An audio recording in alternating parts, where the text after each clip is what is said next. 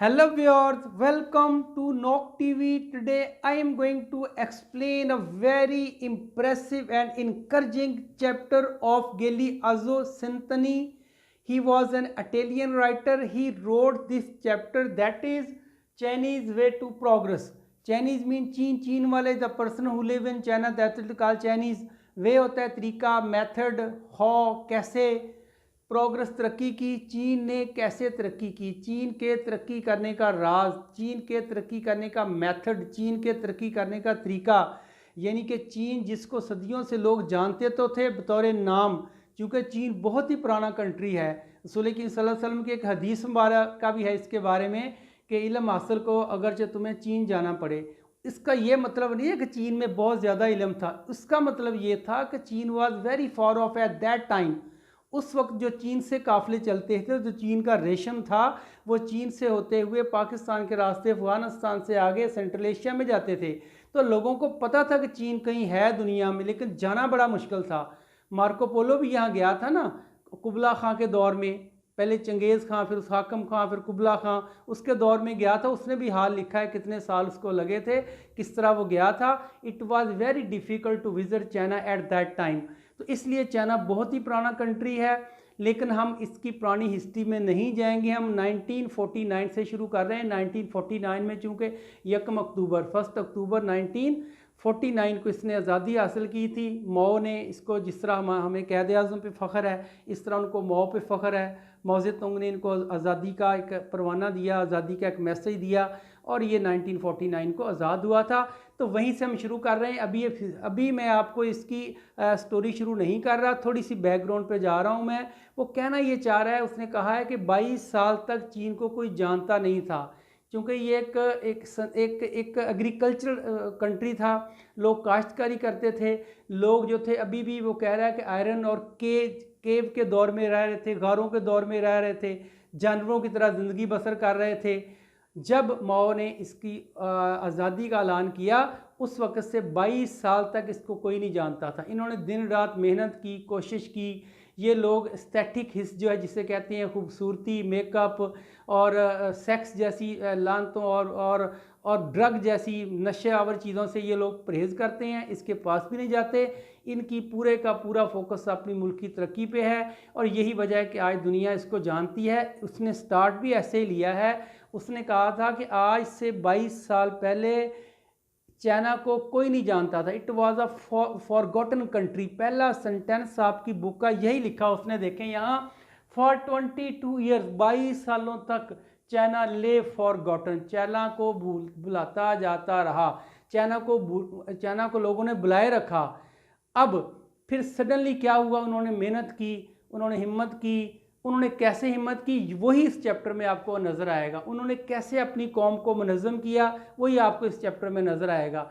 उसने कहा था कि ये दुनिया का तीसरा बड़ा मुल्क है, और 1/4 पूरी दुनिया की जो तकरीबन 6 मिलियन से ज़्यादा आबादी है, 6.5 मिलियन के करीब, कह रहे हैं 1/4 आबादी चीन में रह रही है। और इसके 26 सूबे जो हैं एट दैट टाइम, कह रहा है कि वो इतने खुद कफील हैं, इतने वो सेल्फ डिपेंडेंट हैं। कह रहा है आज भी अगर कोई चीन पे हमला कर देता है तो वो अपना आप संभाल सकते हैं, वो अपना बोझ उठा सकते हैं, वो अपना काम कर सकते हैं। इतना उनको कॉन्फिडेंट है अपने लोगों पे। वो कह रहा है कि मेरे लोग नहीं है, ये लोग तो जंक होता है, जंक नहीं है, ये मेरी पावर है, ये थिंग नहीं है। लिखा भी उसने एंड पे, अभी मैं उसको एक्सप्लेन भी करूँगा। तो ये कह रहा है कि चीन के जनूबी चीन में एक मेला लगता है जिसका नाम है कैंटन फेयर। कैंटन फेयर में ना एक्सपोर्ट इम्पोर्ट का मेला है ये।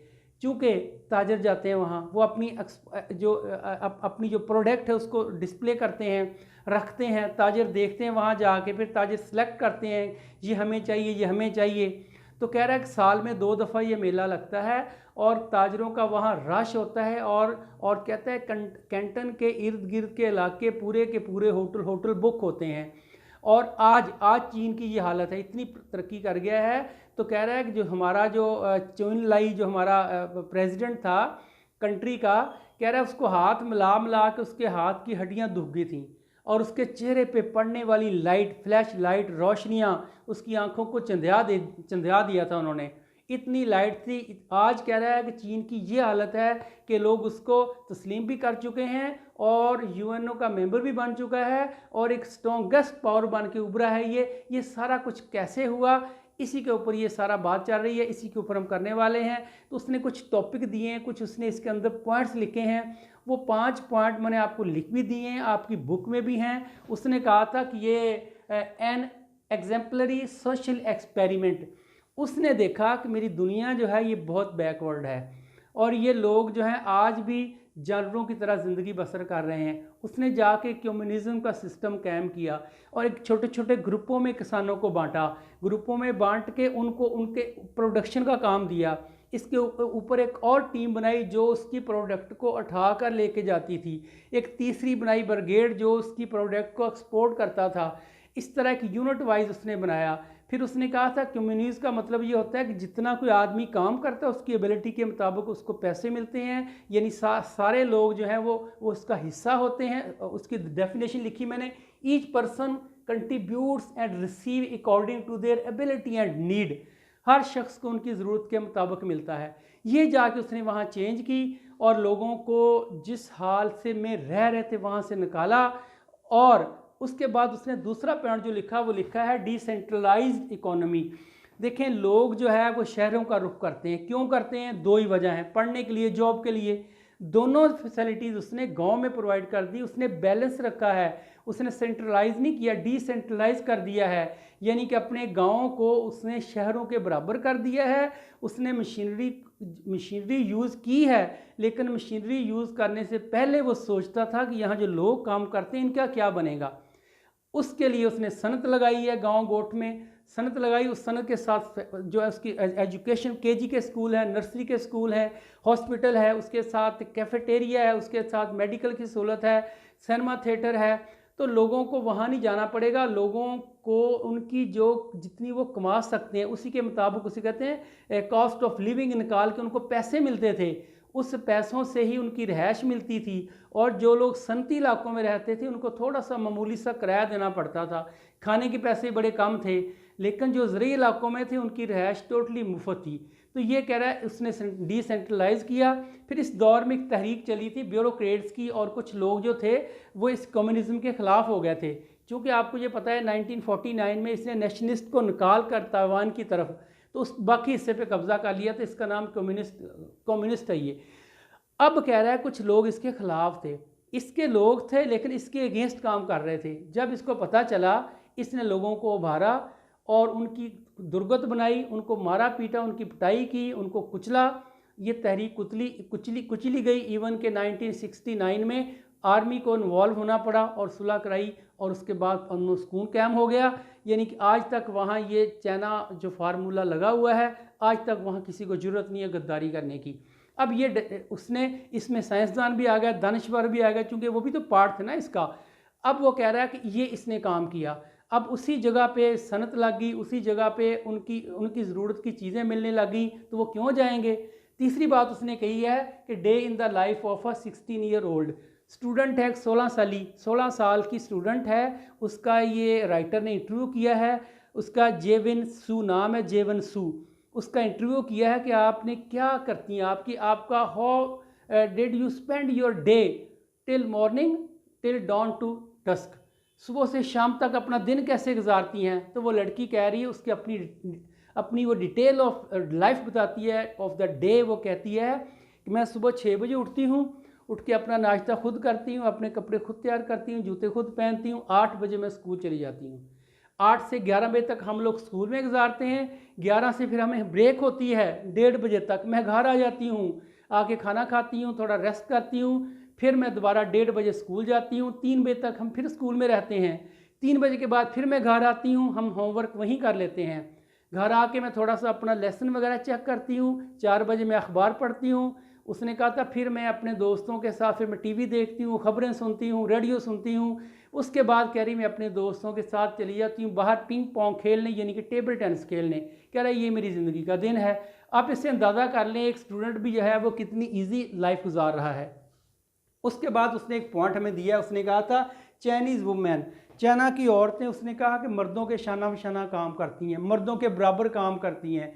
जो चाइना की औरतें इंडस्ट्री में काम करती हैं या खेतों में काम करती हैं उनको 50 ईयर के बाद रिटायर कर दिया जाता है, और जो आदमी हैं उनको 60 ईयर के बाद रिटायर किया जाता है। और जो औरतें एज अ क्लर्क की ऑफिस जॉब करती हैं, ऑफिशियल्स हैं, उनको 55 ईयर के बाद रिटायर कर दिया जाता है।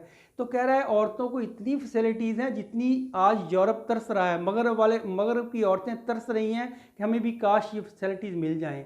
उनको जच्ची से पहले before the delivery of a child they are given 56 days leave. 56 day की उनको छुट्टी दी जाती है जच्ची के लिए, डिलीवरी के लिए वो चली जाती हैं, उनको फुल पे मिलती है। अगर कोई बीमार हो जाता है उसको 6 महीने की सैलरी देते हैं, और अगर वो फिर भी ठीक ना हो तो उसके बाद 60% सैलरी भी उसको देते हैं। और जहाँ जहाँ लेडीज़ काम करती वहाँ उनके बच्चों को संभालने का इंतज़ाम, बच्चों के लिए नर्सरी फॉर्म, बच्चों के लिए केजी के स्कूल बने हुए हैं, और बच्चों के लिए मेडिकल की सहूलत है, बच्चों के लिए उनके दूध, उनके खाने पीने का पूरी की पूरी फैसिलिटी दी गई है, ताकि लेडीज़ जो हैं वो ये इलाके ना छोड़ें, ना छोड़ कर जाएँ। अब वो कह रहा है कि रहायश भी मुफ्त, उनको खाना मुफ्त, उनको ज़रूरी इलाकों में मुफ्त है। अब कह रहा है 8 घंटे उनका काम होता है और साल में 1 हफ़्ता छुट्टी होती है। लेकिन जो दूर दराज काम करते हैं मज़दूर, उनको साल में 2 हफ्ते छुट्टी होती है। और ये 2 दिन मनाती हैं, अक्टूबर और नवंबर का, जो 2 दिन जो एज अ कौमी दिन के तौर पे मनाए जाते हैं। उसके बाद उसने और पॉइंट लिया है, उसका नाम रखा है सोशल सिक्योरिटी बेनिफिट, यानी कि लोग जो काम करते हैं उनको कोई सोशल बेनिफिट्स भी हैं कि नहीं हैं ना सोशल बेनिफिट। यही सोशल बेनिफिट्स हैं जो उनको कॉस्ट ऑफ लिविंग निकाली हुई है, पैसे कितने खर्च हो सकते हैं। फॉर एग्जांपल 12 यन है या 12 चीनी रुपए हैं, वो उनके बनते हैं, उसमें से कुछ बोर्ड को जाते हैं जो उनके जमा होते हैं सोशल सिक्योरिटी के तौर पे। पाकिस्तान में भी ऐसा है कि सोशल सिक्योरिटी के तौर पे कुछ पैसे जमा होते हैं, बाद में उनकी पेंशन बन जाती है। एक तो वो सहूलत है उनको। दूसरा है कि अगर किसी का कोई बड़ा नुकसान होता है, हाथ कट जाता है, क्रिपल हो जाता है, तो कंपनी उसको पूरी पूरी हेल्प करती है, कंपनी उसको पूरी इमदाद देती है। और तीसरा ये कि पूरे का पूरा ट्रीटमेंट बच्चों का अपना फ्री है, घर वालों का 50% ऑफ पे है, इनका टोटली फ्री है, सिनेमा फ्री है, थिएटर फ्री है। और इसके अलावा जो उनकी हेल्थ सेंटर बने हुए हैं वहाँ ये कभी भी जा सकती हैं। और ये कह रहा है कि ये इनको जो मैंने बताया था कि 6 महीने की छुट्टी मिलती है अगर ये बीमार हो जाएं, तो अगर ये बीमारी से रिकवर ना करें तो फिर उसके बाद 60% इनको पे मिलती है। ये सारी सहूलतें देख कर ना, तो कह रहा है यूरोप की औरतें कह रही हैं काश ये सहूलतें हमें मिल जाती। आज हम बहुत पीछे, हमें बहुत सहूलतें नहीं मिली। और इसी का जो मेन पॉइंट है ना, कुछ जो उससे पूछा था कि आपके लोगों की कामयाबी का राज क्या है, तो मौ ने कहा था we rely on your own force, हम अपनी कुव्वत पे भरोसा रखते हैं। वी डोंट बिकम डिपेंडेंट, हम डिपेंडेंट नहीं बनते, हम इंडिपेंडेंट बनते हैं, हम खुद एफर्ट करते हैं। उसके कुछ मेन पॉइंट है। जब जुमला ख़त्म होता है, जब आपका लेसन ख़त्म होता है, तो आखिरी सेंटेंस ये है, मौ ने कहा था it is the people and not thing. कहता है मेरे ये लोग हैं, चीज़ें नहीं हैं। मतलब कि लोग जंक नहीं है, ये जंक होता है कूड़े का ढेर, ये कूड़े का ढेर नहीं, ये लोग हैं। ये this is not crowd of people, these are effective people. ये सारे के सारे कुछ करते हैं, किसी पे बोझ नहीं है, ये सारे कुछ करते हैं। और उसी ने एक सेंटेंस बोला है मौ ने, rely on your own force, कि अपनी कुव्वत पे भरोसा रखें। कुछ मेन 2 सेंटेंस उसने बड़े अहम मैंने आपके लिए निकाले हैं। Chinese have gone straight to the root of the problem that have plague Asian countries in the 1000 of year. अब आप कहेंगे चाइना ने ये तरक्की कैसे की? सबसे पहले उन्होंने अपने प्रॉब्लम को ना रूट आउट किया। उनके प्रॉब्लम हैं क्या, रियल प्रॉब्लम क्या है? लोग रियल प्रॉब्लम तक नहीं पहुंच सकते।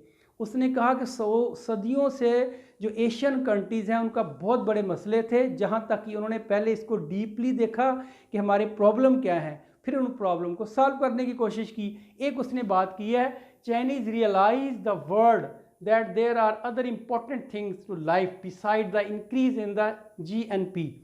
उसने कहा था लोग कहते हैं कि हम मुल्क की पैदावार में इजाफा करें, ग्रॉस प्रोडक्शन में इजाफा करें, तो कह रहा है हमने इसको नफ़ी करके दिखाई इसकी। हमने कहा ये ज़रूरी नहीं है, कुछ और भी ज़रूरी है।